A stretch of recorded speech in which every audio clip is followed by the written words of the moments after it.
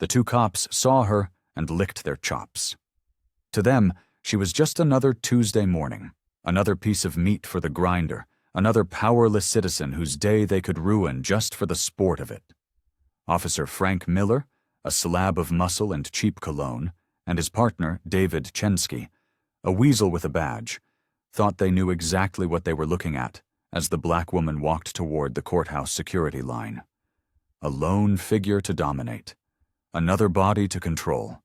With sneers that twisted their faces into masks of pure contempt, they decided she was the one.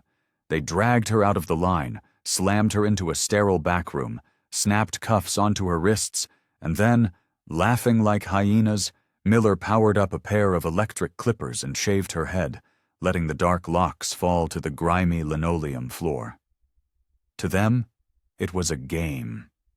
Cruel, yes, but safe, because the system, their system, always had their back. But arrogance is a blindness that rots you from the inside out. What these two thugs with badges didn't know, what their tiny, hate-filled brains couldn't possibly comprehend, was that the woman they had just brutalized wasn't just another citizen.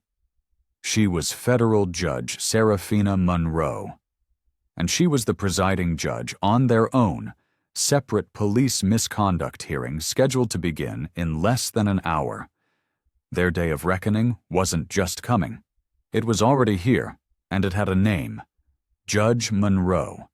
But before we dive into the moment their world came crashing down, I need you to do two things for me. First, smash that subscribe button and ring the notification bell, because the stories we have coming up are going to blow your mind. Second, drop a comment below and let us know what city you're watching from. It's incredible to see how far these stories of justice travel. Now, let's get back to the moment it all went to hell. The early Houston sun cast long, dramatic shadows across Judge Serafina Monroe's bedroom as she stood before her full-length mirror, adjusting the collar of her silk blouse with practiced, meticulous precision. Today was not just another day in the Southern District of Texas courthouse. It was the culmination of months of painstaking preparation for a critical, high-profile police misconduct hearing. Her fingers, long and elegant, traced the smooth fabric of her charcoal gray pantsuit, a suit she had chosen specifically to command respect, even without the heavy black robe of her office. The weight of her responsibility, a familiar companion after 2 decades on the bench, settled onto her shoulders as she gathered her leather briefcase, double-checking that every essential document was in its place. Her badge, tucked securely within its case, was more than a symbol of authority. It was a testament to a 20-year journey through a legal system that hadn't always welcomed a woman who looked like her. The crisp October air greeted her as she stepped onto the sidewalk. Serafina had always preferred the 15-minute walk to the courthouse. It was a moving meditation, a time to organize her thoughts, to steel herself for the day's battles. The streets were quiet, the city still yawning awake. The rhythmic click of her heels on the concrete was a steady counterpoint to the determined beat of her heart. As she approached the courthouse, the familiar limestone behemoth loomed above her, its classical columns reaching for the sky like a promise of justice. A promise that, as she knew all too well, was often broken. The usual morning procession of lawyers, clerks, and defendants formed lines at the security checkpoint. Deputy Chief Hank Kowalski stood behind the metal detector, a permanent expression of disdain etched onto his face. His eyes, small and hard, narrowed as Serafina approached. She could see his jaw tighten. For years, she had endured his subtle, corrosive antagonism, the way he seemed to derive a special pleasure from making certain people wait longer, submit to more thorough checks, endure the quiet humiliation of additional screenings. "Morning, Serafina," she said, her voice even and calm as she placed her briefcase on the conveyor belt. The metal detector shrieked as she walked through. It always did, a predictable reaction to the underwire in her bra. Kowalski's lips curled into a sneer. Gonna need you to step aside. Additional screening. His voice carried that familiar, smug note of satisfaction.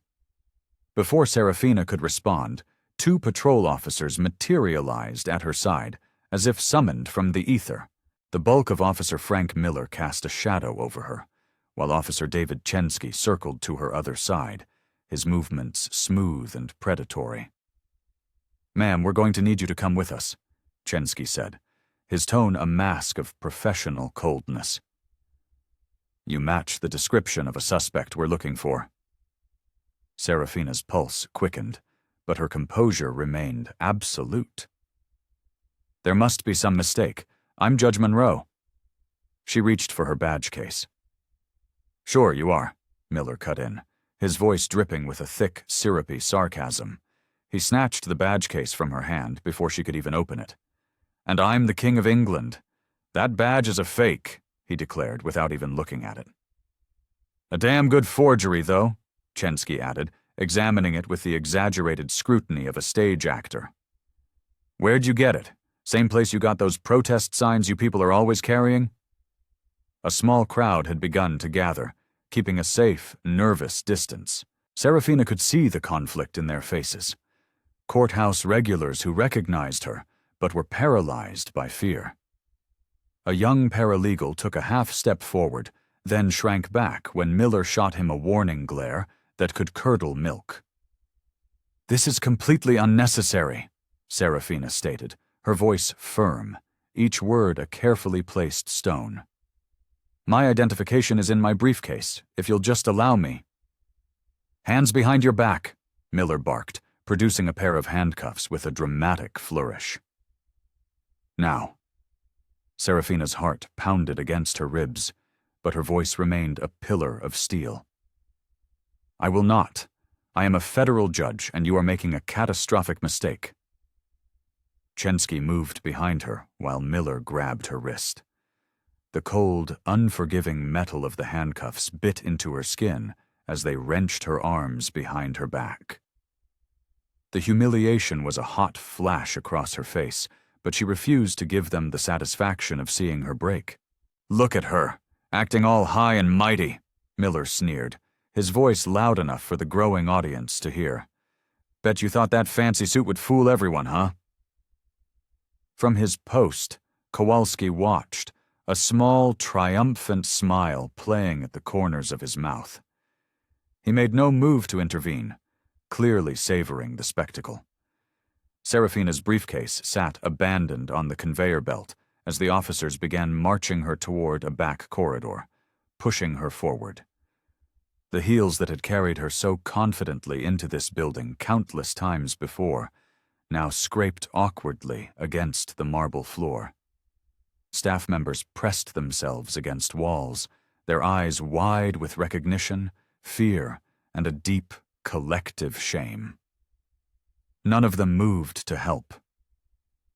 "Time for a little lesson in respecting authority," Chensky whispered, his words a venomous hiss meant only for her ears as they approached a door marked, "Security Personnel Only."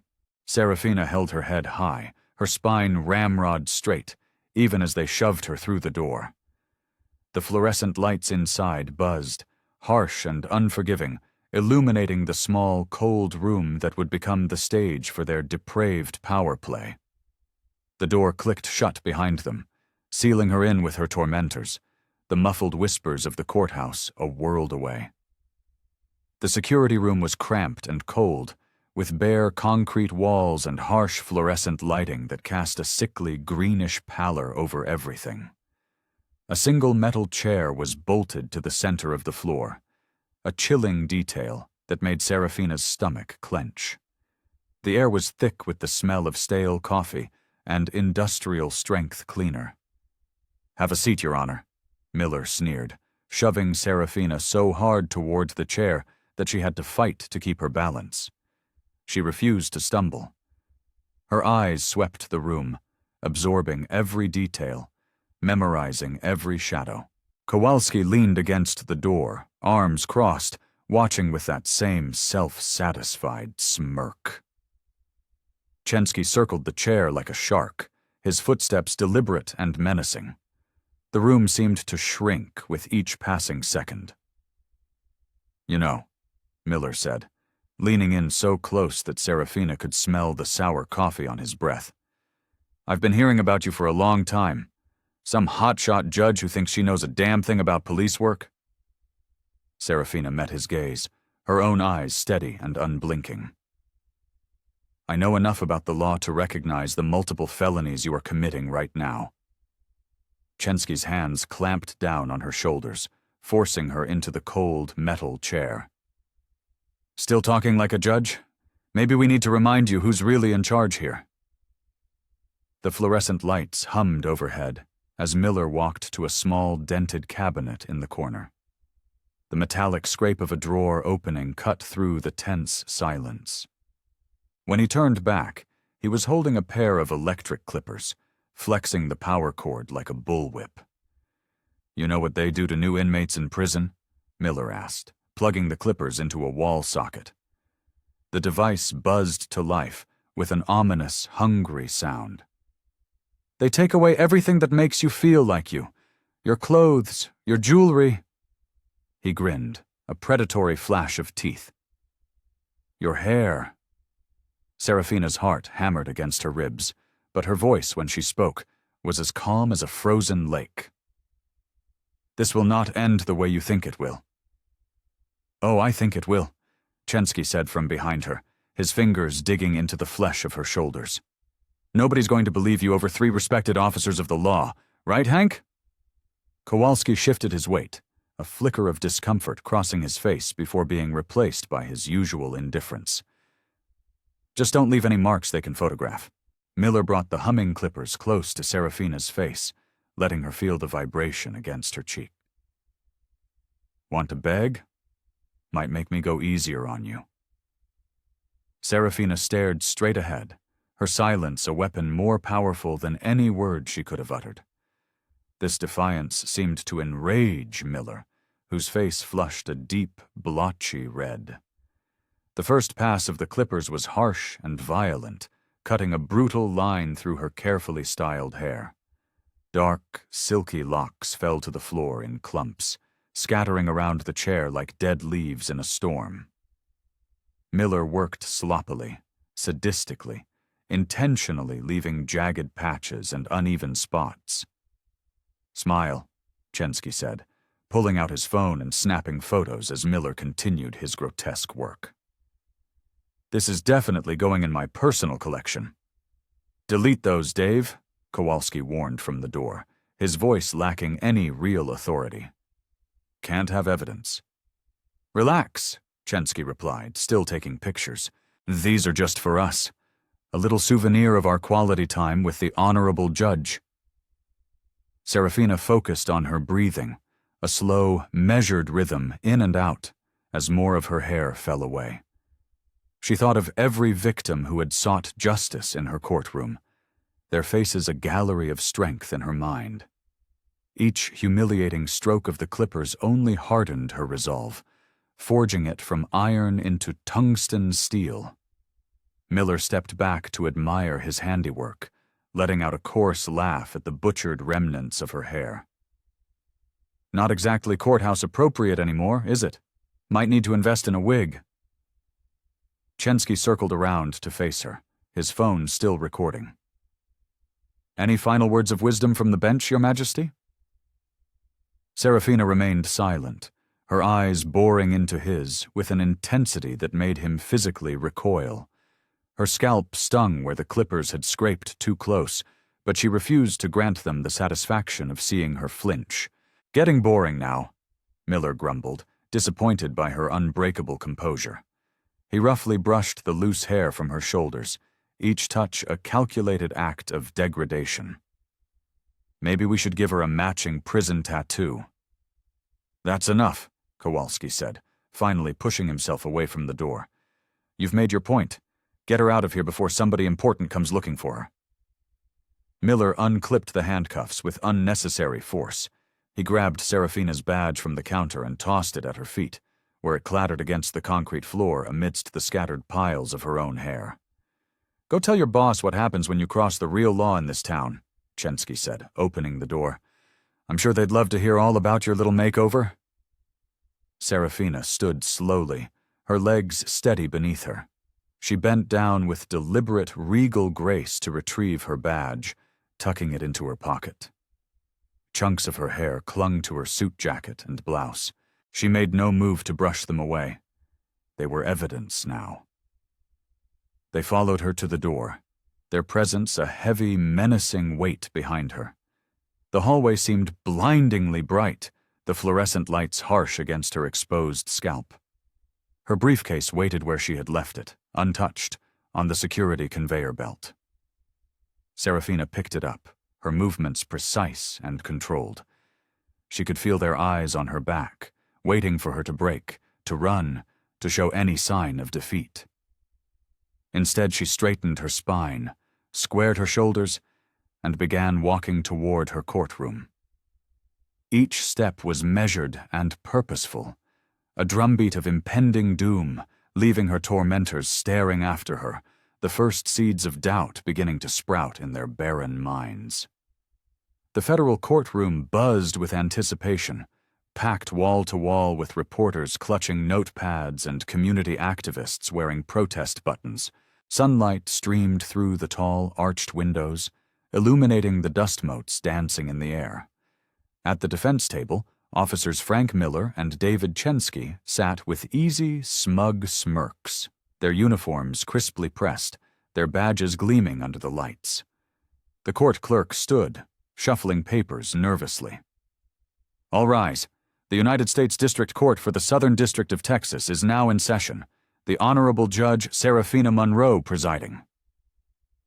The heavy oak doors at the back of the chambers swung open. A collective, audible gasp rippled through the gallery. It wasn't a whisper. It was a wave of pure shock. Serafina entered, and the room fell into a stunned, absolute silence.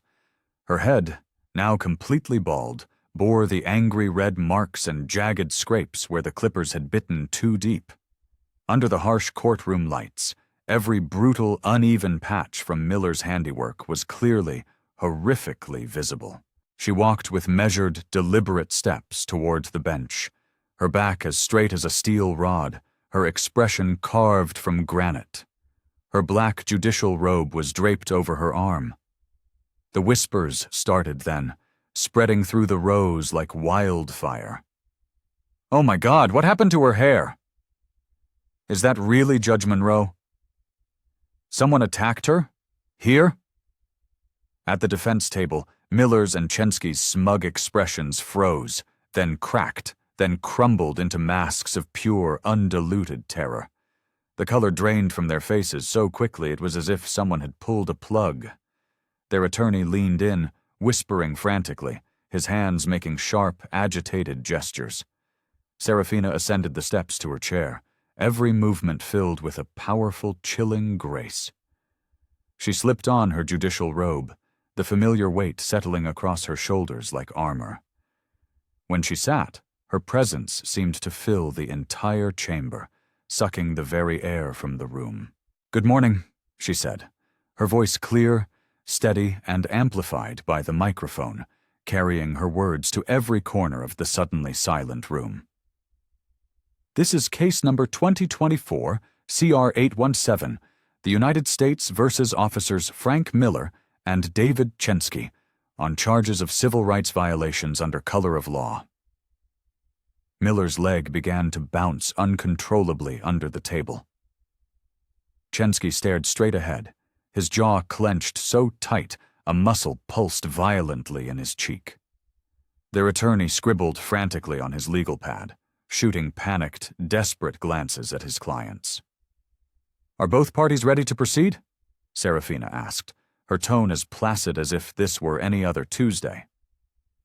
The prosecutor, a tall woman with steel-gray hair, stood. "Ready for the United States, Your Honor."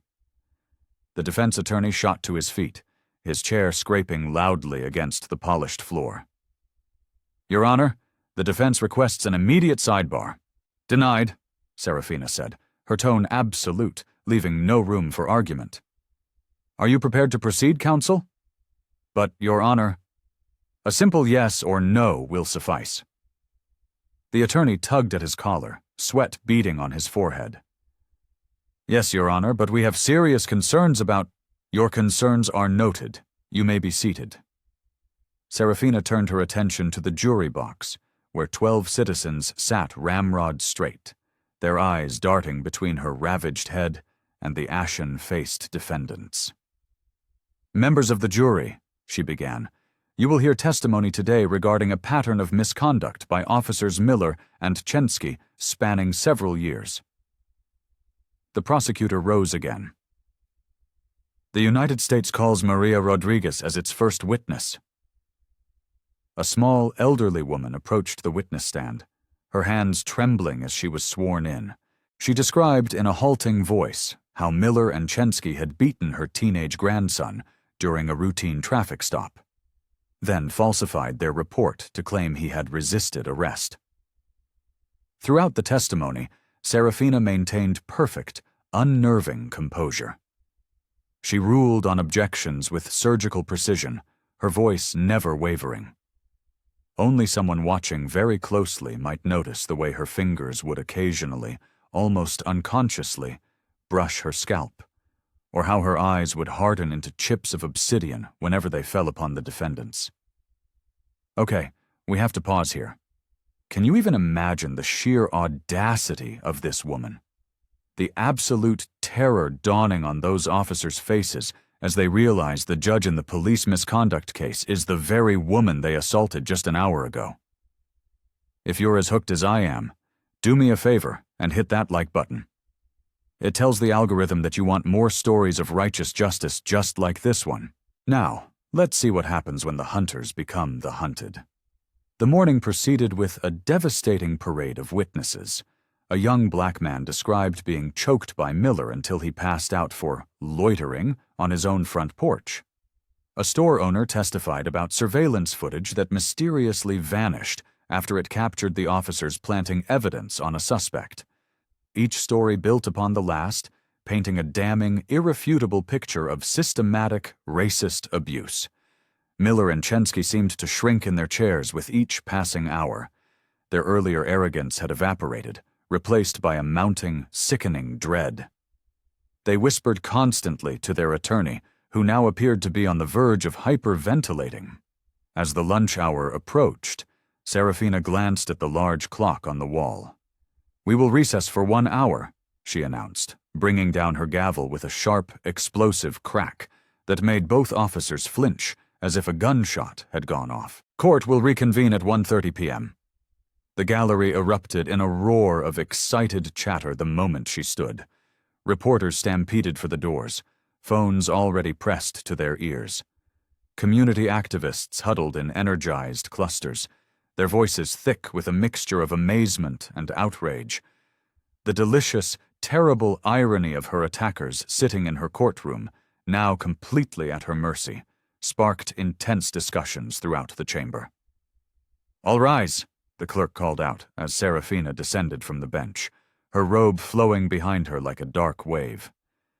She strode toward her chambers, leaving Miller and Chensky to stare after her, their faces etched with the haunted expressions of men who had just realized they hadn't just dug their own graves. They had jumped in and pulled the dirt in on top of themselves. Serafina sat behind the grand desk in her chambers, the afternoon sun casting long shadows through the Venetian blinds. A gentle knock preceded her clerk, Marcus Lee, followed by 2 imposing U.S. Marshals. Marcus's usually warm face was tight with a mixture of concern and fury. "Deputy Chief Kowalski is here as requested, Your Honor," he announced, his eyes conveying a silent, unwavering support. Kowalski strode in with his typical swagger, his hand resting casually on his holstered weapon. His uniform was crisp, his badge gleaming under the office lights. That same smug smirk played at the corners of his mouth, the very expression he had worn while watching Miller and Chensky assault her that morning. "You wanted to see me, Judge Monroe?" His tone dripped with a barely concealed contempt. Serafina didn't invite him to sit. Instead, she opened a thick manila folder on her desk. "Deputy Chief Kowalski, I spent my lunch hour reviewing your personnel file. The complete version, not the sanitized one you've managed to maintain for public view." Kowalski's smirk faltered. "My file is clean. 30 years of distinguished service."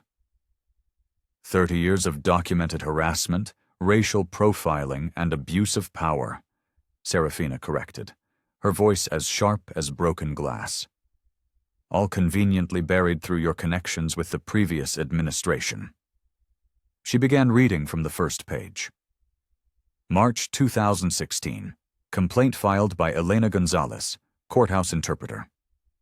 Quote, "Deputy Chief Kowalski subjected me to 3 additional metal detector passes while making degrading comments about my accent and suggesting I might be hiding contraband." Kowalski shifted his weight, the leather of his gun belt creaking ominously.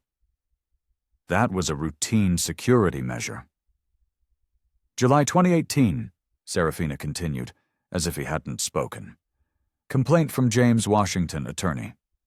Quote, "Deputy Chief Kowalski consistently singled out my African-American clients for additional humiliating screening while allowing white defendants to pass through with minimal inspection. That's just following protocol." September 2021. Complaint from Sarah Chen, a law student. Quote, "Deputy Chief Kowalski made inappropriate and lewd comments about my body during security screening and suggested my clerkship interview was only granted to, quote, fill diversity quotas." Kowalski's face had grown red, a vein pulsing in his temple. "These are all lies, misunderstandings from overly sensitive people." "There are 53 similar complaints in this file, Hank." Serafina's voice remained steady, but her eyes blazed with a cold fire. "All of them disappeared into administrative black holes, all of them dismissed without a single investigation. Until now." Marcus stepped forward with a digital recorder, placing it on her desk. He pressed a button, and Kowalski's own voice filled the room. "Hold her down tight. Let's show this one what happens when they don't know their place." Kowalski's hand twitched toward his holster, but the 2 U.S. Marshals moved in closer, their presence a clear and silent warning. Serafina let the recording play. His laughter, his encouragement of Miller and Chensky, his clear instructions to delete the evidence. "Your badge, Deputy Chief." Serafina's command cut through the tension like a surgeon's scalpel. "You can't.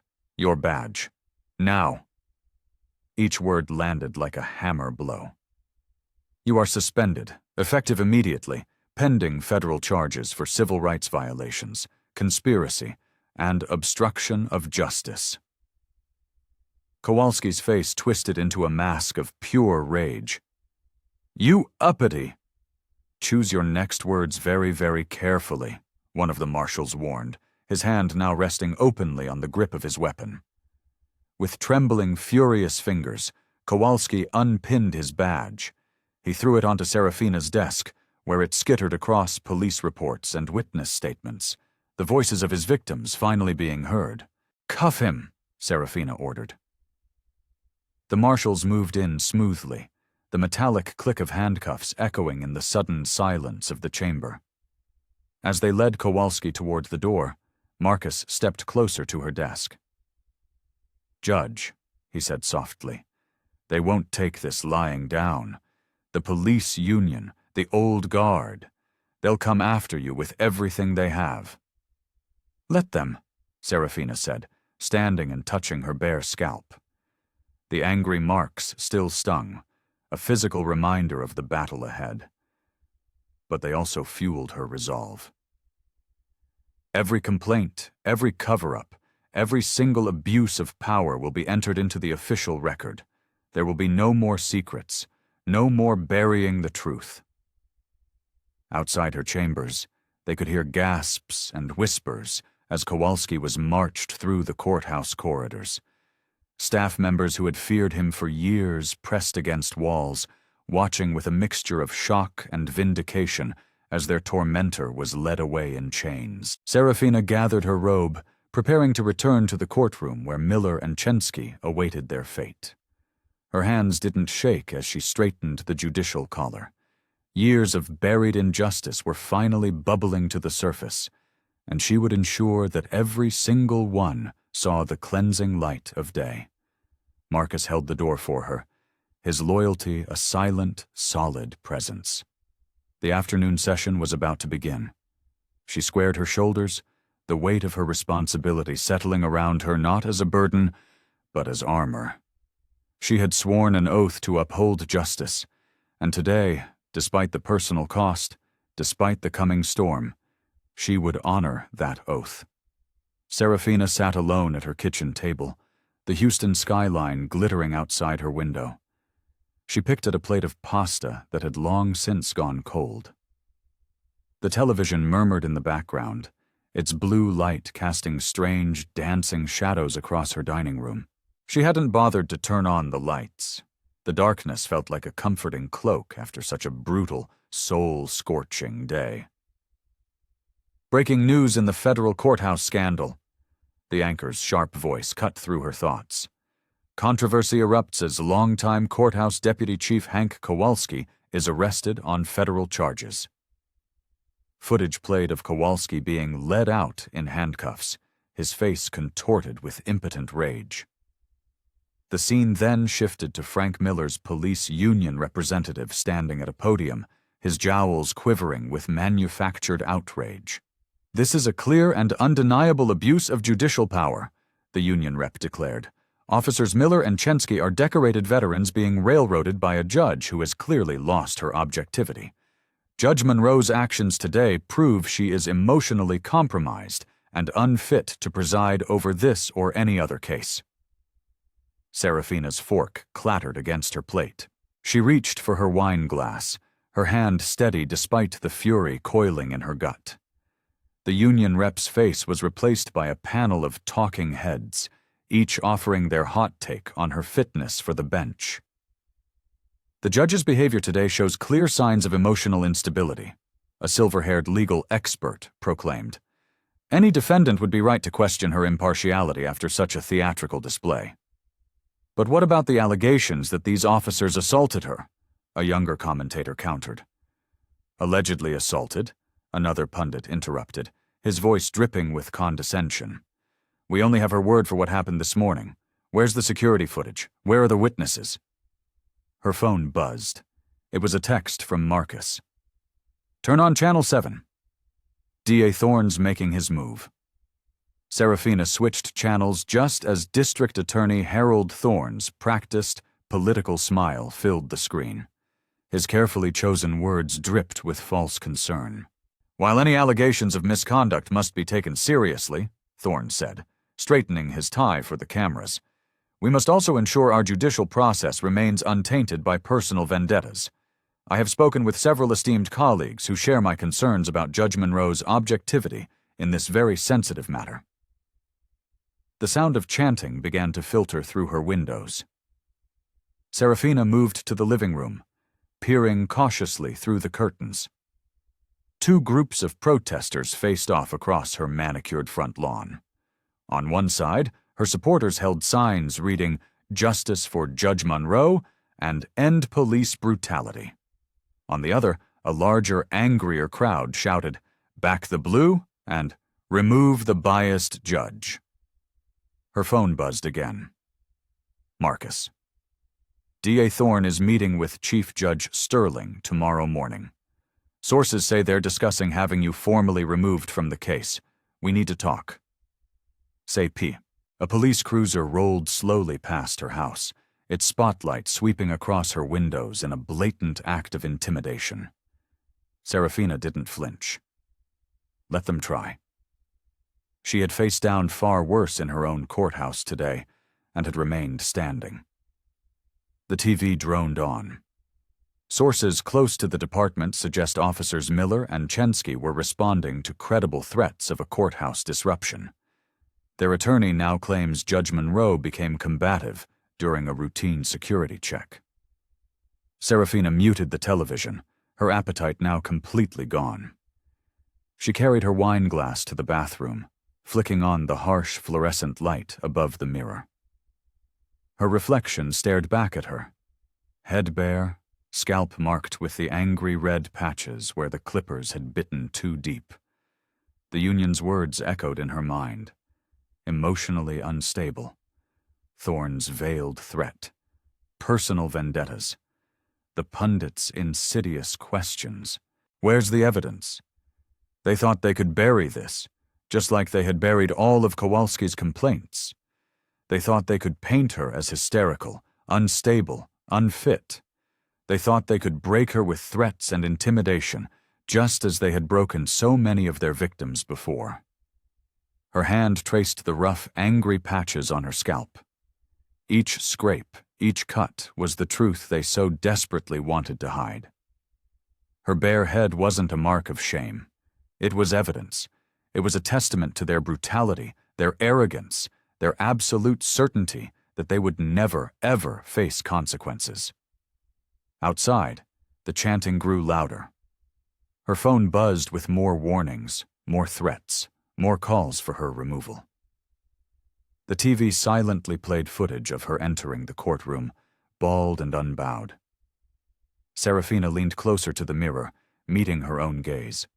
Her eyes were clear, her jaw set with a will of iron. She saw no victim in her reflection. She saw strength. She saw resolve. She saw the unwavering commitment to justice that had guided her entire career. "They won't break me," she whispered to her reflection. The words weren't a hope or a prayer. They were a statement of fact, as immutable as the law itself. The protesters could scream. The union could threaten. The DA could scheme. But they had made a fatal, catastrophic mistake this morning. They had shown her exactly who they were, exactly how their corrupt system operated, exactly what they thought they could get away with. And now she would show them exactly who she was. Her fingers traced the smooth skin of her scalp one last time, and she straightened her spine.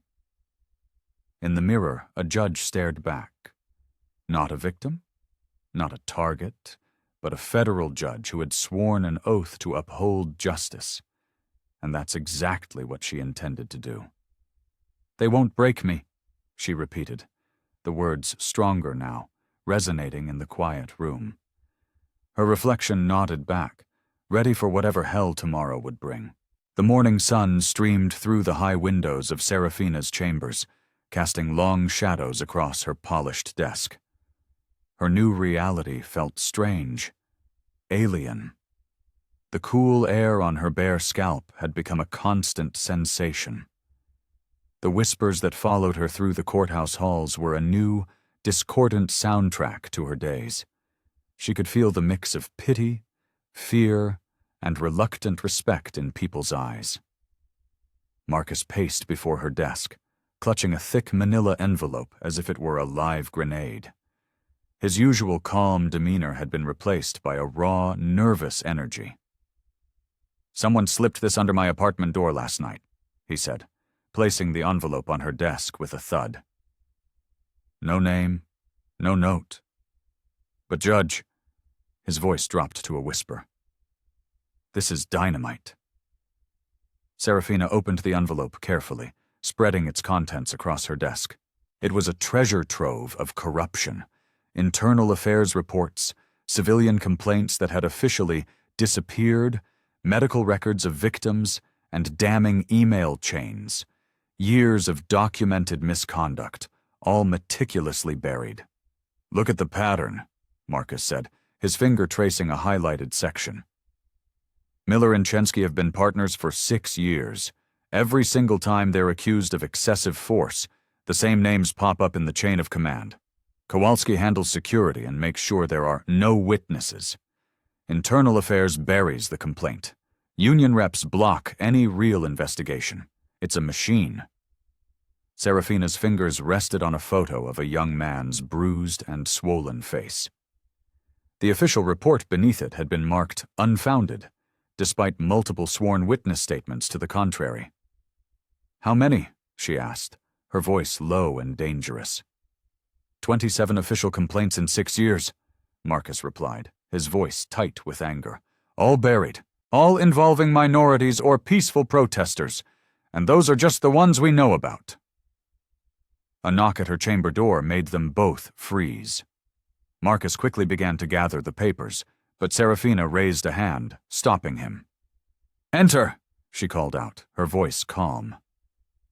A man stepped in.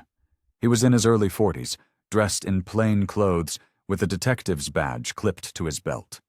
He had the tired, haunted eyes of a man who had seen too much. He closed the door quietly behind him. "Detective Marcus Vance," he introduced himself, his voice low. "I'm sorry to intrude, Your Honor." He glanced nervously at Marcus. "My clerk stays," Serafina said firmly. "What can I do for you, Detective?" A wave of visible relief washed over Vance's shoulders. "I've been waiting for years for someone to finally stand up to them. When I saw what they did to you yesterday..." He shook his head, unable to finish the sentence. "I can't stay quiet anymore." Serafina gestured to a chair. Vance sat, his large hands clasped so tightly in his lap that his knuckles were white. "I worked with Miller and Chensky for 3 years in narcotics," he began. "I watched them plant evidence, falsify reports, rough up suspects for sport. They always targeted the same kinds of people, the ones they knew wouldn't be believed. When I tried to report it, Kowalski would lose the paperwork. When I pushed harder, my own cases started falling apart. Key evidence would go missing from the property room. Witnesses would suddenly recant their testimony." Marcus set a legal pad in front of him. "We'll need specifics. Dates, names, anything you can remember." Vance nodded, his expression grim. "I kept records, detailed notes, copies of the original reports before they were altered. I even have some audio recordings. I knew someday someone would need them." "Detective," Serafina leaned forward, her voice gentle but firm. "You understand what you are risking? The department, the union, they will come after you. Hard." "They already are," Vance said with a bitter laugh. "My partner was reassigned last month. My overtime has been completely cut off. They're trying to bleed me dry, but..." He met Serafina's eyes, and she saw a deep, unshakable conviction there. "Yesterday, my 12-year-old daughter asked me why the police would hurt a judge. How am I supposed to explain that to her if I don't do something?" Serafina unconsciously touched her bare scalp. "You don't have to do this alone." "Yes, I do," Vance's voice strengthened. "You stood up to them, even after what they did. If you can stand, I can stand." As Marcus began taking detailed notes, Vance laid out years of systemic misconduct. Names, dates, incidents, a horrifying pattern of abuse protected by a system designed to hide its own sins. Serafina listened, her anger growing, directed not just at the individual acts of cruelty, but at the rotten machinery that enabled them. "There's more," Vance said finally, his voice dropping even lower. "The Chief Judge, Arthur Sterling, and D.A. Thorne. They're part of it. They have monthly cigar club meetings with union reps.